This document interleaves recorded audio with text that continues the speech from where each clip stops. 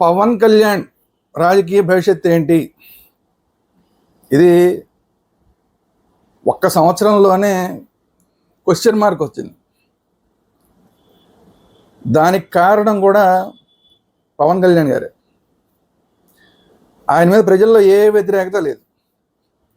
ఇంకా ఉంటే పాజిటివ్నెస్ ఇంకా పెరిగింది. గతంలో కన్నా కూడా ఇంకా పాజిటివ్నెస్ పెరిగింది ప్రజల్లో.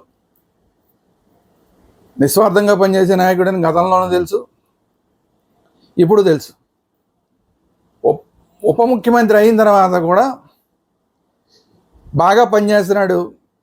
సముద్రంలోకి కూడా వెళ్ళిపోయి సీజ్ ద షిప్ అని చెప్పి హడావిడి చేశాడు. సరే సిన్సియర్గా పనిచేశాడు.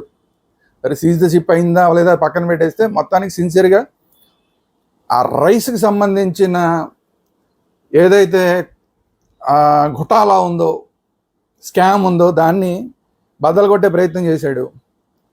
అలాగే ఎక్కడో ఈ అరకు ఇలాంటి చోట్ల లోపల అడవుల్లోకి కూడా, కొండల్లోకి గుట్టల్లోకి కూడా వెళ్ళిపోయి రోడ్లు లేని చోట రోడ్లు వేయించాడు. అక్కడ అభివృద్ధి కార్యక్రమాలు చేయిస్తున్నాడు. సొంత డబ్బులతోటి అక్కడ గిరిజనులకి చెప్పులు ఇచ్చాడు. ఇలా చాలా చేస్తుంటాడు ఆయన. 1 కాదు, 2 కాదు, 3 కాదు, చాలా చేస్తుంటారు ఆయన.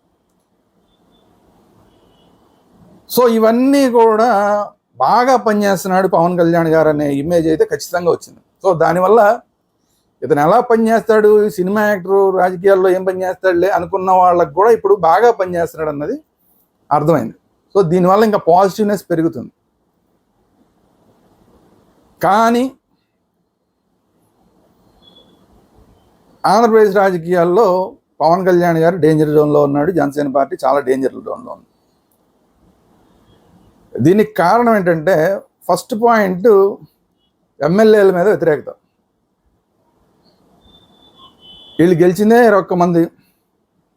మొన్న కేకే సర్వే చేస్తే అందులో దాదాపు 10 మంది పోతారని తెలిసింది, 10 మంది ఓడిపోతారని తెలిసింది. 4 అయితే ఖచ్చితంగా ఓడిపోతారు, 10 మంది ఓడిపోయే అవకాశాలు ఉన్నాయి. అయితే ఈ 10 మందిలో కొంతమంది తెలుగుదేశం నుంచి వచ్చిన వాళ్ళే ఉండొచ్చు, కొంతమంది ఒరిజినల్గా జనసేన వాళ్ళే ఉండొచ్చు. సో జనసేన పార్టీ మేము ఎక్కడా కూడా డబ్బులు తింటాలంటే రాజకీయాలు చెయ్యం, సిన్సియర్గా మంచి రాజకీయాలు చేస్తామని చెప్పి వచ్చి ఇప్పుడు ఆ ఎమ్మెల్యేలందరి మీద కూడా కమిషన్ల ఆరోపణలు వస్తున్నాయి. జనసేన తెలుగుదేశం ఎమ్మెల్యే మీద ఎలాగో ఉన్నాయి, కానీ మేము క్లీన్ రాజకీయాలు చేస్తామని వచ్చిన జనసేన పార్టీ ఎమ్మెల్యేల మీద ఇప్పుడు కమిషన్ల విషయంలో దూరుతున్నారు. లిక్కర్ షాపుల విషయంలో దూరుతున్నారు. లిక్కర్కి సంబంధించిన షాపులు, ఈ చైన్ షాపులు ఏవైతే ఉన్నారో వాటిల్లో వీళ్ళు దూరుతున్నారు. ఇసుకలో దూరుతున్నారు, మద్యంలో దూరుతున్నారు, గనుల్లో దూరుతున్నారు. ఎక్కడ దొరికితే అక్కడ కమిషన్ల వ్యవహారంలో జనసేన ఎమ్మెల్యేలు చాలా చోట్ల దూరుతున్నారు. సో డబ్బులు సంపాదించుకోవడమే పనిగా పెట్టుకున్న వాళ్ళు చాలామంది జనసేన ఎమ్మెల్యేలు ఉన్నారు అనేది ఇప్పుడు బాగా జనంలోకి వస్తున్న సందర్భంలో ఆ ఎఫెక్ట్, అంటే అందరూ ఉన్నారని కాదు, కొంతమంది మీద ఖచ్చితంగా ఇవన్నీ ఆరోపణలన్నీ ఉన్నాయి. ఈ రిపోర్టు పవన్ కళ్యాణ్ గారి దగ్గర కూడా ఉంది. దీనికి తోడు అసలు పవన్ కళ్యాణ్ గారి సొంత నియోజకవర్గంలోనే ఈ ఇసుక దోచేయడాలు, తవ్వేయడాలు ఇవన్నీ జరుగుతున్నాయని చెప్పి ఒక పక్క వర్మ గారు రోజు మాట్లాడుతున్నారు. అది పవన్ కళ్యాణ్ గారికి అంటుతుందని కాదు, కానీ కింది స్థాయిలో ఉన్న జనసేన కేడర్కి సంబంధించిన వాళ్ళు ఇలాంటి కార్యక్రమాల్లో ఇన్వాల్వ్ అవుతున్నారు అనేది అక్కడ స్వయంగా వర్మ గారే చెప్తున్నారు. అంటే ఈ కూటమిలో వీళ్ళతో పాటు ఉండే ఆయనే చెప్తున్నాడు.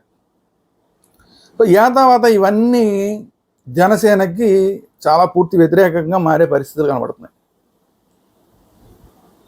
ఇది కాకుండా ఏంటంటే, ముఖ్యంగా పవన్ కళ్యాణ్ గారు, నేను ముఖ్యమంత్రిని కాదు, చంద్రబాబు నాయుడే ముఖ్యమంత్రి, ఇంకో 15 ఏళ్ళు చంద్రబాబు నాయుడు గారే ముఖ్యమంత్రి, ఆయన నాయకత్వంలో మనం ఉండాలి, ఆయన కోసమే మనం పనిచేయాలి అని మాట్లాడడం ఏదైతే ఉందో ఇది ఆత్మహత్యా సదృశమైన విషయం రాజకీయాల్లో.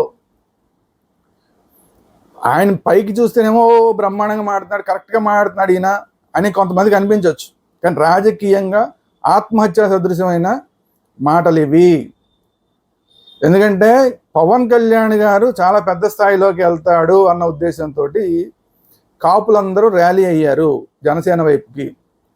మొత్తం ఈ ఉభయ గోదావరి జిల్లాలో మాత్రమే కాకుండా ఉత్తరాంధ్రలో మాత్రమే కాకుండా మొత్తం రాష్ట్ర వ్యాప్తంగా ఉన్న కాపులందరూ కూడా ర్యాలీ అయ్యారు. ఈసారి ర్యాలీ అయ్యి అక్కడ తెలుగుదేశం వాళ్ళు ఉంటే తెలుగుదేశం వాళ్ళకి వేశారు, జనసేన వాళ్ళు ఉంటే జనసేన కూటమి కోసం అని చెప్పి పూర్తి స్థాయిలో పనిచేశారు. సరే ఏదో రోజు రాజకీయం మారిపోద్దా, మన పవన్ కళ్యాణ్ గారుని మన ముఖ్యమంత్రిగా చూడబోతామా అని చెప్పి వీళ్ళందరూ ఆశ.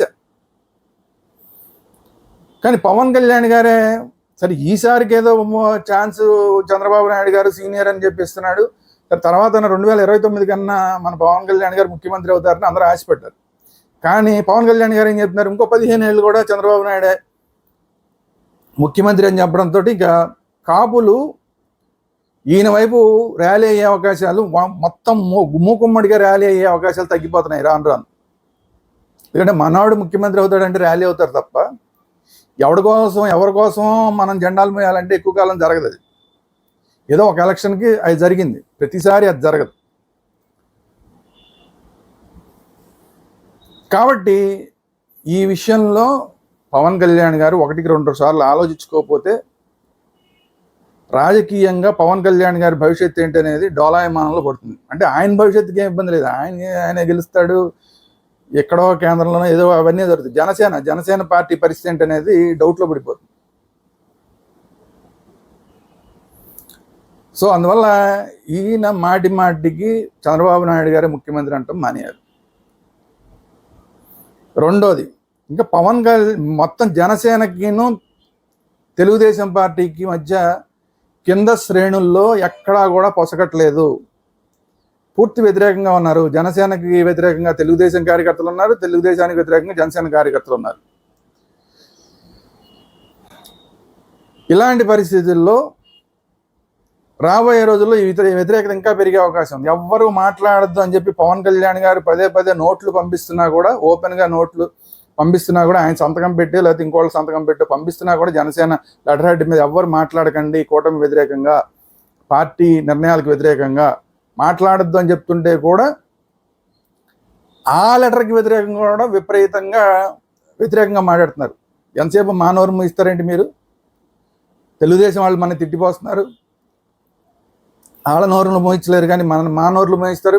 మేము నోరు మూసుకునే ఉన్నాం, సంవత్సరాల తరబడి నోరు మూసుకునే, వైసీపీ అప్పుడు నోరు మూసుకునే ఉన్నాం, ఇప్పుడు నోరు మూసుకునే ఉండాల్సి వస్తుంది. మేము ఇట్లా ఎప్పుడు పడితే మొత్తం అంతా జీవితాంతం నోరు మూసుకుని ఉండటానికే మేము అని చెప్పి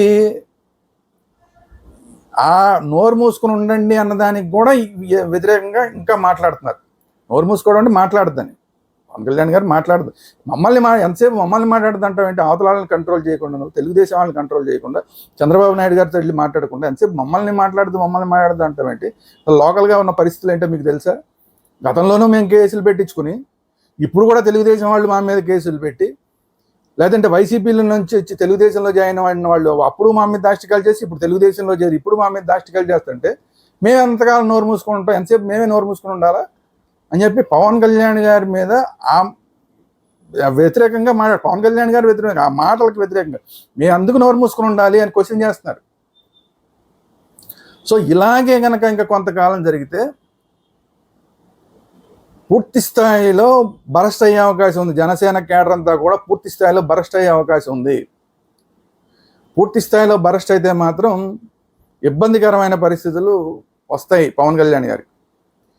వీలైనంత తొందరగా ఆయన వీటన్నిటిని పరిష్కరించుకుని అయితే కేడర్ మొత్తాన్ని తెలుగుదేశం పార్టీని విమర్శించకుండా, కనీసం మాట్లాడకుండా చేసుకోగలగాలి. లేదా 2 ఏళ్ళో 3 ఏళ్ళో చూసి బయటకు వచ్చి కార్యకర్తల మనోభావాలకు అనుగుణంగా పనిచేయాలి. ఈ రెండు కనుక జరగకపోతే జనసేన కేడర్ మొత్తం కూడా డివైడ్ అయిపోయే ప్రమాదం ఉంది. పవన్ కళ్యాణ్ గారి మీద అభిమానం ఉంటుంది, కానీ తెలుగుదేశం పార్టీ మీద ఉన్న వ్యతిరేకత ఏదైతే ఉందో అది ఇంకెందుకు ఎంతో వెళ్తే కనుక ఎన్నాళ్ళకి ఆ తెలుగుదేశం జెండాలు మనం మోయడమే తప్ప ఇంకా మనకి భవిష్యత్తు లేదు. పార్టీ పరంగా మనకి ఏ విధమైన భవిష్యత్తు లేదు, కార్యకర్తలుగా మనకి ఏ విధమైన రక్షణ లేదు, వైసీపీ ప్రభుత్వంలోనూ మనకు రక్షణ లేదు, కూటమి ప్రభుత్వంలోనూ మనకు రక్షణ లేదు. ఇలాంటప్పుడు ఎందుకు మనం ఈ రాజకీయాల్లో మనం కొనసాగడం? ఏదో తెలుగుదేశం వాళ్ళని పోగొట్టడానికో, తెలుగుదేశం జెండాలు మోయడానికో మనం ఎందుకు పనిచేయాలని చెప్పి జనసేన కేడర్ అంతా కూడా సైలెంట్ అయిపోవడమా, పక్కకి తప్పుకోవడమా ఏదైనా జరిగే అవకాశం ఉంది. కాబట్టి చాలా చాలా జాగ్రత్త పడాల్సిన అవసరం ఉంది పవన్ కళ్యాణ్ గారు. తర్వాత ఈయన సనాతన ధర్మాన్ని పట్టుకున్నారు. ఆ సనాతన ధర్మాన్ని పట్టుకున్న దాని మీద పూర్తి స్థాయిలో బీజేపీ తోటి కలిసి పనిచేస్తూనే తన భవిష్యత్తు ఏంటి, కేంద్ర స్థాయిలో ఏదైనా నిర్ణయాలు తీసుకుని కేంద్ర స్థాయిలోకి వెళ్తే కొంతవరకు జనసేన కేడర్ కొంత కంట్రోల్ అవుతుంది తప్ప, ఎంతసేపు ఈ ఉప ముఖ్యమంత్రిగా నుండి లేదంటే వేరే పార్టీల కన్నా మనమే తక్కువలో ఉండాలి అని చెప్పి మాట్లాడుతుంటే మాత్రం ఎక్కువ కాలం ఈ రాజకీయం అయితే సాగే అవకాశం కనిపించట్లేదు. ఎందుకంటే జనసేన కేడరు పవన్ కళ్యాణ్ గారిని ఎక్కడో టాప్లో చూడాలనుకుంటున్నారు. ఆ స్థాయికి మీరు రీచ్ అవుతారు అనుకున్నప్పుడే మీతోటి కలిసి పనిచేస్తారు. మీరు ఎప్పటికీ ఇంకా ఆ స్థాయికి వెళ్ళరు, మీరు ప్రయత్నం చేయరు అంటే కనుక అసలు ఇంకెందుకు లేని సైలెంట్ అయిపోతారు. నిరాశతోటి సైలెంట్ అయిపోతుంది మొత్తం కేడర్ అంతా కూడా. అది జనసేన పార్టీకి చాలా పెద్ద దెబ్బ కొట్టే అవకాశం ఉంది వచ్చే ఎన్నికల్లో. సో ఇప్పుడు పవన్ కళ్యాణ్ గారు నిర్ణయించుకోవాల్సిన పరిస్థితులు రాబోయే రోజుల్లో, రాబోయే 1 సంవత్సరంలో పవన్ కళ్యాణ్ గారు కీలకమైన నిర్ణయాలు తీసుకోవాల్సిన అవసరం ఉంది. నేనే ముఖ్యమంత్రి అంటామా, లేదంటే ఏం చేయడం, అసలు కూటమిలోంచి బయటికి రావడమా, ఏదో ఒకటి చేస్తేనే తప్ప జనసేన మాత్రం ఎదగడం కాదు కదా, ఇంకా మొత్తం కుచించుకుపోయే పరిస్థితులు ఉన్నాయి. ఎందుకంటే గతంలో తెలుగుదేశం పార్టీతో కలిసి పనిచేసిన కమ్యూనిస్టుల పరిస్థితి ఏమైపోయిందో అందరూ చూశారు. లాంగ్ రన్లో ఎప్పుడైనా సరే ఇలాంటి కూటమిల్లో అలాగే కంటిన్యూ అయితే కనుక సెకండరీ గ్రేడ్ స్థాయిలో ఉన్న పార్టీలు పూర్తిగా కుచించుకుపోతాయి. ఇది చరిత్ర చెప్తున్న సత్యం. ఇది కాకుండా ఇంకొకటి ఏంటంటే, ముద్రగడ పద్మనాభం గారు రాధా గనక ఒకటైతే, ఎందుకంటే రాధా అసంతృప్తితో ఉన్నాడు తెలుగుదేశం పార్టీ మీద, అలాగే ముద్రగడ పద్మనాభం గారు ఎడిదిరిగి తెలుగుదేశం పార్టీ అంటే వ్యతిరేకంగానే ఉంటారు కాబట్టి అలాగని చెప్పి ముద్రగడ పద్మనాభం గారికి వైసీపీలో కూడా పెద్దగా ప్రాధాన్యత దక్కట్ల. సో ఈ సందర్భంలో రాధా కానీ ముద్రగడ పద్మనాభం వీళ్ళిద్దరు కనుక ఒకటైతే కాపు ఓటింగ్ టోటల్గా చీలిపోయే అవకాశం ఉంది. అంటే ముఖ్యమంత్రిగా నేను ఉంటాను అని పవన్ కళ్యాణ్ గారు అంటే చేయలదు, కానీ ముఖ్యమంత్రిగా నేను ఎప్పటికీ ఉండను, ఇంకో 15 ఏళ్ళ తర్వాత కూడా అప్పటికి కూడా చంద్రబాబు నాయుడు గారే నేను ఈ ఉప ముఖ్యమంత్రి, నేను మంత్రి అనే దాంతో నేను సరిపెట్టుకుంటా అంటే మాత్రం కాపు ఓటింగ్ 2గా చీలిపోతుంది. ఒకవేళ ముద్రగడ పద్మనాభం గారు రాధా కనుక ఒకటైతే అడ్డంగా చీలిపోతుంది కాపు ఓటింగ్. ఇందులో ఏం డౌట్ అక్కల. కొంతమందికి ఇప్పుడు పవన్ కళ్యాణ్ గారి మీద అభిమానంతో అబ్బాయి ఏమీ చేయలేదు అనొచ్చు, కానీ ప్రాక్టికాలిటీ వేరేగా ఉంటుంది.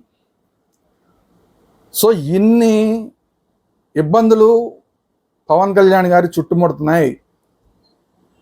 పవన్ కళ్యాణ్ గారు ఇందులో మొత్తానికి చేయవలసిందంటే ఒకటి, నేనే ముఖ్యమంత్రిని అని చెప్పగలిగితే, లేదంటే కేంద్ర స్థాయిలోకి వెళ్ళి మొత్తం మనం దేశం అంతా మనం రాజకీయం చేయబోతున్నాం, మొత్తం దేశం స్థాయిలో మన జనసేన వెళ్ళబోతుంది అని చెప్తే అదైనా ఓకే, లేదంటే నేనే ముఖ్యమంత్రిని అని ఏపీలో చెప్పగలిగినా ఓకే.